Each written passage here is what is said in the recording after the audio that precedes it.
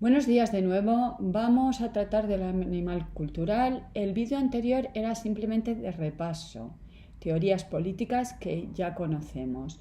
Vamos a hablar de qué ocurre cuando yo encuentro un esqueleto. ¿Cómo sé que son restos humanos y no de un primate? Bueno, según los antropólogos y los arqueólogos, es debido a que encontramos instrumentos.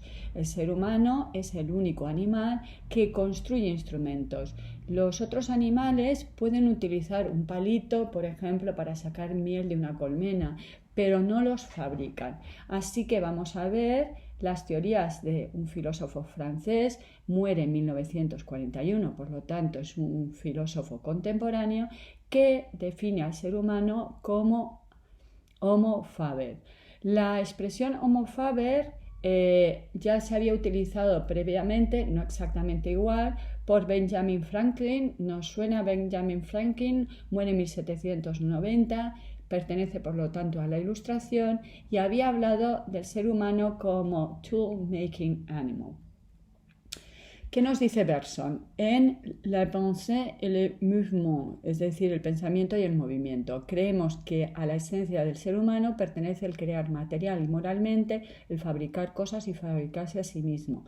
Homo faber, tal es la definición que proponemos. El Homo sapiens ha nacido de la reflexión del Homo faber sobre lo que fabrica.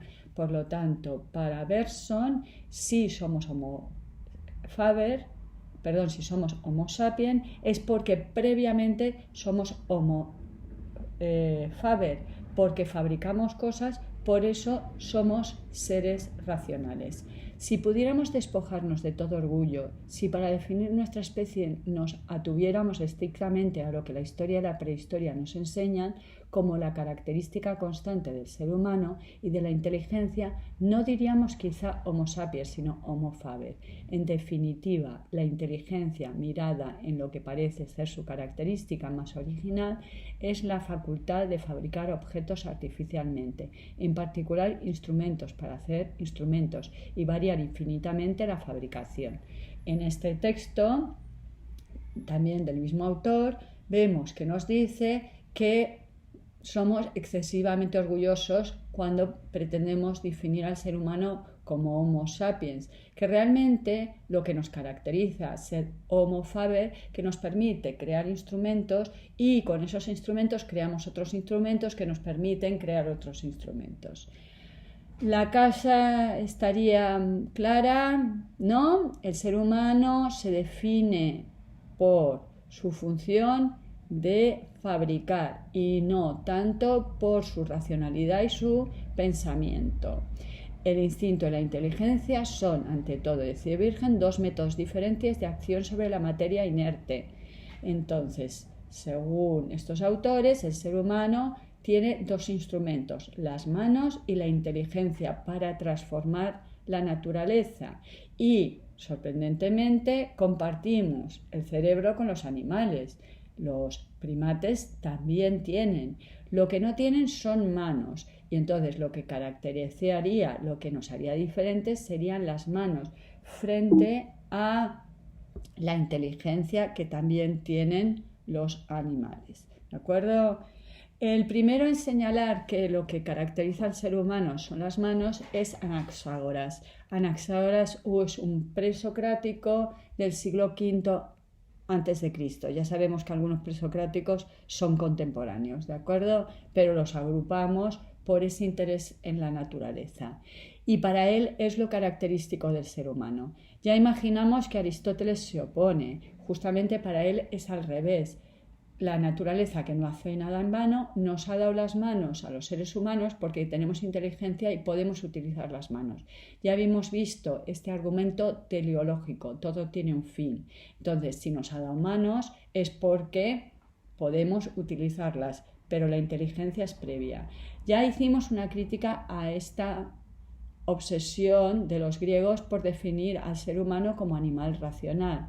Ya sabemos que era una época esclavista y por lo tanto el trabajo manual debían hacerlo los esclavos. También las mujeres, los extranjeros, obviamente también había mujeres que eran esclavas y tenían que trabajar. acuerdo? Entonces, de ahí la importancia que se da al pensamiento frente a las cosas que podemos hacer con las manos. Obviamente esta idea nueva aparece con la revolución industrial y por eso digo que este apartado vuelve a ser una revisión, y vuelve a ser una revisión porque ya hemos visto cómo se modificó el trabajo, de ser algo que era despreciado porque en la antigüedad lo hacían los esclavos, porque en el medievo lo hacían los siervos, va a empezar a valorarse. Se va a empezar a valorar, ya vimos, porque se considera algo divino, se recoge del Génesis la afirmación que el ser humano debe dominar la naturaleza, pero también desde la economía vimos que Adam Smith considera que la riqueza de las naciones depende del trabajo, y también vimos que para Marx y para Engels el trabajo hizo al ser humano. Yo soy lo que soy gracias al trabajo. Entonces, algo que había sido considerado una maldición, un castigo, se convierte en lo más característico del ser humano. La concepción del ser humano cambia, pero mantiene algunos rasgos. Obviamente el ideal, el prototipo de ser humano sigue siendo el varón frente a la mujer, sigue siendo el occidental frente a otras razas inferiores, pero ahora ya no es un ser contemplativo, teórico, que hace teorías, sino que es práctico, emprendedor, modifica, va a ser el occidental que va a conquistar, civilizar otras culturas, otras tierras, otros pueblos.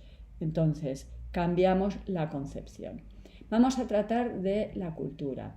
Si el ser humano es un animal social, todo lo aporta la cultura. Pero antes de tratar si el ser humano es cultural o es natural, vamos a definir este término. La palabra cultura deriva del latín, como muchas de nuestras palabras. Viene de colo, que era cultivar, cuidar, adornar, habitar. Y el término cultura, cultivo, cultura, se usaba en la antigua Roma en expresiones como agricultura, cultivo del campo, llamándose cultus al campo cultivado. Entonces, el término cultura procede de cultivar. Pero en el siglo XVIII empieza a significar cultivo del espíritu, es decir, que ya no solo cultivo una tierra, sino que me cultivo a mí mismo, el espíritu siendo sinónimo de pensamiento. Y se recupera una expresión metafórica que era el cultivo del alma. La cultura es igual que yo riego las plantitas para que me salgan tomates, me puedo cultivar a mí mismo. Aparece en el siglo XVIII también la palabra civilización, que procede también del latín, de civilitas, que deriva de civitas, que es ciudad, ¿de acuerdo? Entonces, originalmente civilizado significa aquel que vive en la ciudad. Obviamente, hoy en día ya no, ¿de acuerdo? Y los dos términos, obviamente, son elitistas. ¿Qué significa elitistas? Que consideramos que los cultos son muy pocos. No todo el mundo es culto, no todo el mundo es civilizado. Y además consideramos que son términos etnocéntricos, es decir, que nos creemos que nosotros somos los cultos, los occidentales, nosotros somos los civilizados. Bien, vamos a pensar un poquito, podéis parar el vídeo y pensarlo, si es cierto que nosotros somos los últimos cultos, somos los únicos cultos, si nosotros, los occidentales, somos los únicos civilizados frente a los salvajes, los bárbaros, y cuál es la diferencia entre cultura y civilización, ¿de acuerdo? Nosotros hablamos de la civilización china, pero no haría yo un curso de civilización italiana, haría un curso de cultura italiana. Curioso, ¿verdad? Vale. Bien.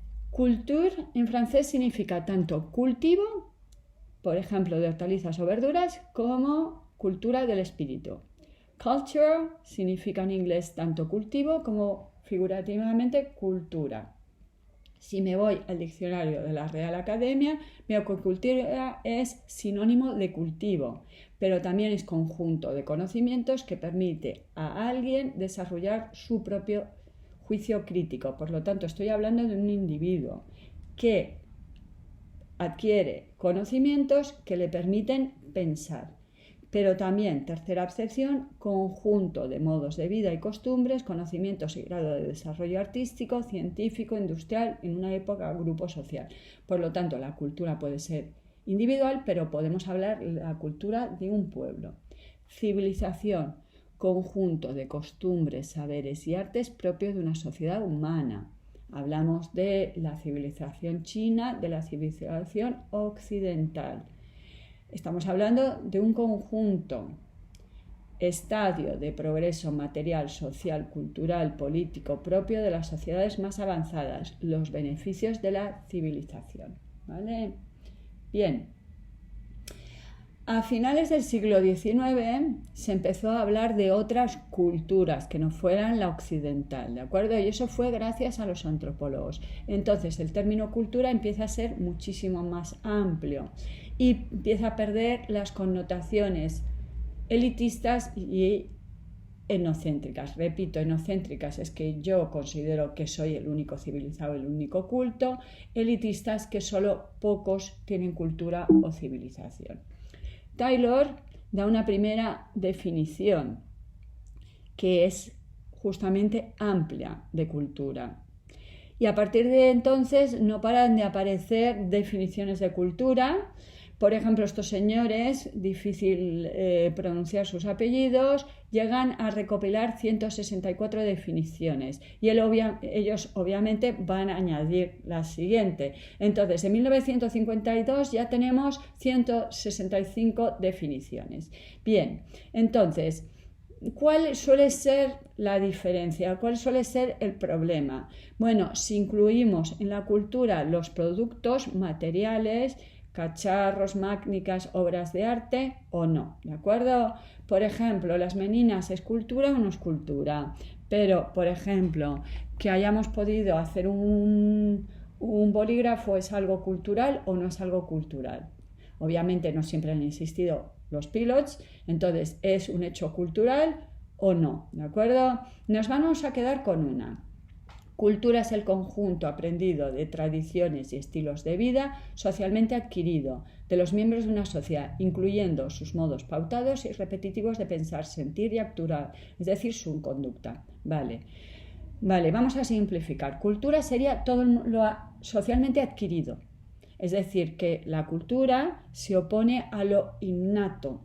Todo lo que es por nacimiento no sería cultural. Y todo lo que sería cultural, señalo una cosa, también las formas de sentir. Tendréis a pensar que las ideas, las teorías es algo que aprendo, pero no es algo cultural los sentimientos. Bien, os voy a poner un vídeo de unos niños que son racistas. Y obviamente los niños son racistas porque sus padres son racistas. ¿De acuerdo? Entonces el racismo, el odio, la xenofobia, el miedo al otro es algo que se nos inculca o no de pequeños. Por lo tanto, cuidado, no solo nuestras formas de actuar, cómo me comporto, mi forma de pensar, sino mi forma de sentir es algo cultural que yo puedo aprender porque me lo han transmitido socialmente. ¿De acuerdo? La definición es de Marvin Harris, antropólogo. Ya hemos hablado de este autor y ya os debería sonar. Vamos para terminar esto de la cultura, tratar de distinguir las distintas acepciones gracias a Edward Sapir, que en la antropología nos distingue. ¿Veis? 3 parrafitos. Bueno, pues estos 3 parrafitos nos van a ayudar a ver 3 acepciones distintas del término cultura, lo que hace justamente que sea muy complicado. Bien, entonces el texto lo encontraréis en la fotocopia página 38 y es el texto a continuación. Tenéis el texto de Sigmund Freud, 51, el texto que vimos en el vídeo anterior de Henry Bergson sobre el error conjunto del mecanicismo y finalismo en la interpretación de la evolución, 52, y 53, 3 acepciones del término cultura. El término cultura recubre 3 sentidos o 3 grupos de sentidos. En primer lugar, es utilizado en un sentido técnico por los etnólogos y por los historiadores de las culturas, para referirse a todos los elementos de la vida humana que son transmitidos socialmente, tanto si son materiales como si son espirituales. En esta acepción, la cultura es coextensiva al hombre mismo. Desde este punto de vista, todos los seres humanos, o al menos todos los grupos humanos, poseen una cultura, aunque sus diferencias pueden ser considerables y sus grados de complejidad muy desiguales. Para el etnólogo existen numerosos tipos de culturas y una variedad infinita de elementos culturales, sin que jamás asocie a ellos ninguna clase de juicio de valor. Bien, como está dividido en 3, vamos a ir viendo los 3 sentidos. Luego vuelvo a esta imagen de Bourdieu, que es un sociólogo francés. Vale, 3 sentidos. Vamos yendo con el primer sentido. El primer sentido nos dice Sapir que es el más amplio. Os diría pararos, intentar ver este primer sentido, vosotros, y ahora lo repasamos. Nos dice que, en primer lugar, es el que utilizan los antropólogos, ¿de acuerdo? Hemos visto a partir del siglo XIX, antes no se utilizaba así. Para referirse a todos los elementos de la vida humana que son transmitidos socialmente. Todo lo que yo aprendo, tanto lo material como lo inmaterial, lo espiritual, y por lo tanto es coextensivo al hombre mismo. Quiere decir que todo hombre tiene cultura. No es nosotros los occidentales sí, pero los señores que viven en el Amazonas no. Desde este punto de vista, todos los seres humanos, o al menos todos los grupos humanos, poseen una cultura, aunque sus diferencias pueden ser consideradas, sus grados de complejidad muy desiguales. Vale, hay distintas culturas, pero no hay culturas mejores y peores. Puede haber más complicadas, menos complicadas, ¿de acuerdo? Esto es como lo utilizan los antropólogos. Y dice Sapir, sin que jamás asocie a ellos ninguna clase de juicio de valor. No hay culturas mejores y peores, no hay civilizaciones mejores y peores. Son distintas. Soy antropólogo, soy neutro, estudio distintas. Vamos con el segundo. La segunda acepción del término es la más ampliamente difundida. La segunda acepción es la que solemos utilizar, que no es de los antropólogos. Designa un ideal fuertemente academicista de refinamiento individual, elaborado a partir de un pequeño número de conocimientos y experiencias asimiladas, pero hecho sobre todo en conjunto de reacciones particulares sancionadas por una clase y una larga tradición. La segunda es individual. La primera era los grupos. Hay distintas culturas, en la Amazonas tiene una cultura, nosotros tenemos otra. Ahora estamos hablando de cuando decimos que es un hombre culto. Refinamiento individual, es una persona, él, es elitista, se distingue del resto, solo los occidentales, no el resto. ¿De acuerdo? Es fuertemente academicista, las academias. Os recuerdo, la Real Academia de la Lengua, la Real Academia de la Ciencia, la Real Academia de la Historia. Las distintas academias nos han dicho durante un periodo bastante largo, a ver, las academias es una cosa que aparece en el siglo XVII, siglo XVIII, bueno, pues nos han dicho qué es ser culto y no ser culto, no cualquier cosa. En la primera acepción sí. Aprender con cuchillo y tenedor es algo que yo he aprendido, no lo sabía de nacimiento. Ya, pero porque alguien utilice el cuchillo y tenedor, yo no digo que sea alguien culto. ¿De acuerdo? Y son un pequeño número de conocimientos y experiencias asimiladas, pero hechos sobre todo en conjunto de las reacciones particulares sancionadas por una clase social y una larga tradición. Están los cultos y están la inmensa mayoría, son muy poquitos, ¿de acuerdo? Los que son cultos porque es elitista la definición. La tercera acepción del término es la más difícil de definir e ilustra de manera satisfactoria. Vale, vamos con la tercera. La primera eran los grupos, la segunda es el individuo. La primera, todo el mundo tiene cultura, la segunda, solo unos pocos, incluso en la propia España, poquitos son los cultos. Vamos con la tercera. Esta tercera acepción participa de la primera acepción, la acepción técnica, por el hecho de que como aquella posee el acento sobre bienes espirituales del grupo más que sobre los del individuo. Esta tercera acepción pone el valor en el grupo y en lo espiritual frente a lo material, porque lo otro, la primera acepción, podía ser cualquier cosa. ¿De acuerdo? Y participa de la segunda acepción en la medida en que insiste sobre un pequeño número de factores culturales. Ahora, no todo. Aprender cuchillo y tenedor es algo que aprendemos, pero no, es alguna cosa, ¿de acuerdo? Mínima.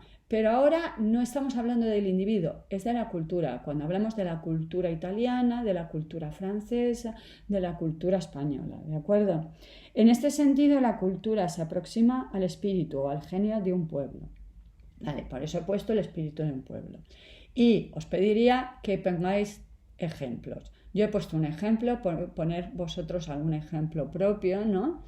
Todos los elementos transmitidos socialmente, pues por ejemplo, he dicho comer con cuchillo y tenedor, es algo cultural, en otras culturas comen con palillos. Refinamiento individual, pues por ejemplo, un hombre que se ha leído el Quijote.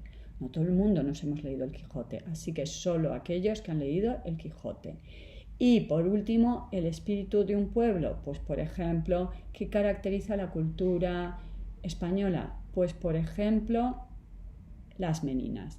Y como veo que el vídeo está teniendo problemas, lo voy a dejar